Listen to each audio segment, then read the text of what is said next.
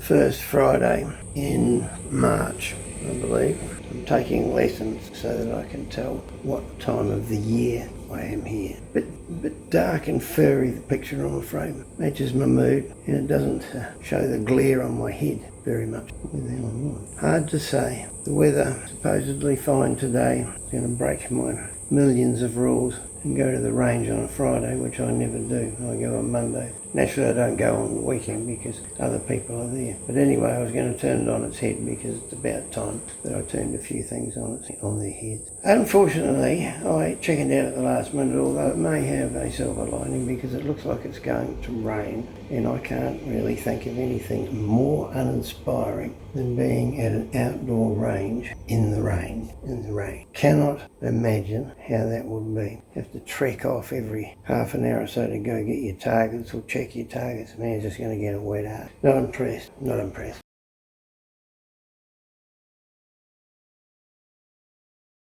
Friday in March, and it's actually raining a little bit here and there. Friday, and I'm doing my chores. We're going to have clean sheets. We're going to have fluffed clothes. You need to make you sleep better. Been an adventurous week, more so for poor old Vladimir Putin than me, but still, I don't have the worries that he has. We eventually ran out of vision and had to go and get some sort of growth behind the lenses that they put in a year ago, 2 years ago, however long. Get something behind it. It's probably like rim around your bathtub, I suppose. But anyway, it gets in there and it starts to blur your vision a bit, which is, it was definitely doing that. Up until I got this done, I had stopped being able to read practically at all, and it's very unusual how you do it. You actually just make up sort of excuses and you have workarounds, or you get people to read things for you. Ridiculous. Anyway, Wednesday, the wonderful Judy Coe, eye fixer to the stars. Well, for me anyway. It's a simple laser procedure, but knowing that nothing I ever have done is simple, I expected to be there for at least a week and a half. We were in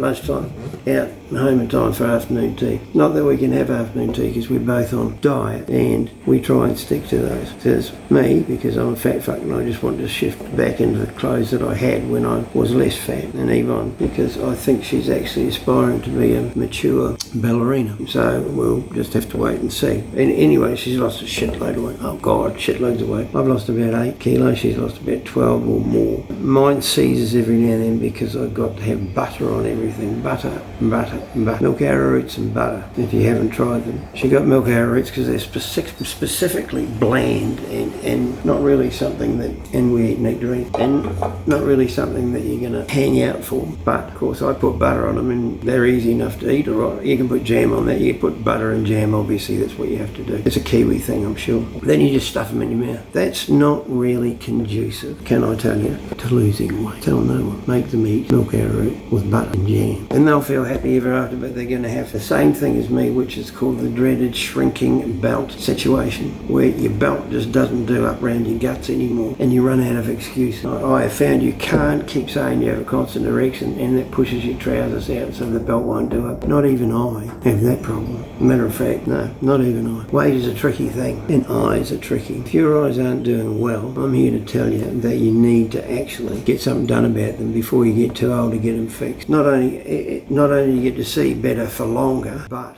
you don't do as much damage, and the older you get, the harder it is to repair. With those lenses, man, they had trouble with that. They didn't do 100% vision shift because this looks like a moonscape in there, they tell me. If you've got any thoughts about your vision, you ever look at anything and think I'm having trouble with that, get them tested and get them done. Don't just go to the local cattle place where they just run you in and tonk lenses on you. I go to an optometrist mainly because she's lovely, and she spends the time that she believes is necessary to make sure that I'm not going to keep coming back every day and licking the window of her shop or anything like that. And it pays off. I love vision. I love colour and form. I never take my vision for granted at all. I love everything about it, and the big thing I want to be able to see it real clearly. Colours, look at this here, come over here, look at that, isn't that cute? Right, beautiful colours. I'd reach for more, but there's none here. We could try nectarine. These are things that you get to eat when you're trying to lose 110 kilo of weight. Well, not 110, but still, we didn't get into the hundreds at all.